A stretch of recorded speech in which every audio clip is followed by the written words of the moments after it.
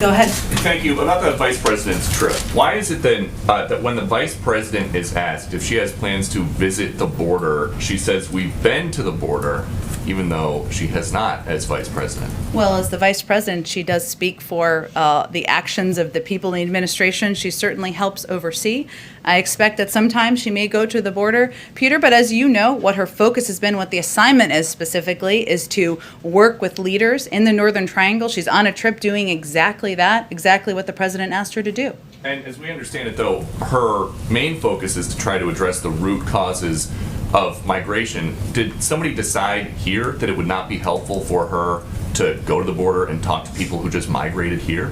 Well, again, I think that at some point she may go to the border. We'll see. But she's in the Northern Triangle now to have discussions with leaders, with community leaders, with civil society leaders, with the embassy about how we can work together. And obviously she's made a couple of announcements already, probably more to come before she comes back to the United States. And she described, though, you said she might go to the border. She described a trip to the border yesterday as a grand gesture. Why?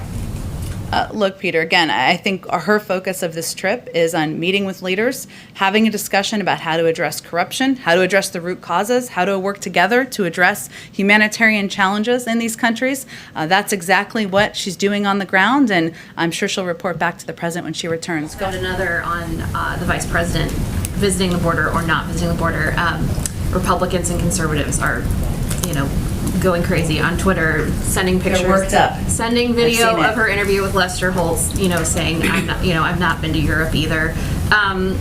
Does the president think there is a scenario in which she should visit the border, and also the mounting criticism from conservatives? Would that ever factor into a decision to send her down there? I mean, don't they have a point that if she has this task in front of her, should she not see the end cause as well as the root cause of migration? Well, first, as I said to Peter, at some point she may go to the border. I don't have any trips to preview for you or predict or a timeline for that. But what I would reiterate is that her assignment was to work with countries and leaders in the Northern Triangle to address root causes, address corruption, ensure we're working together to address humanitarian concerns.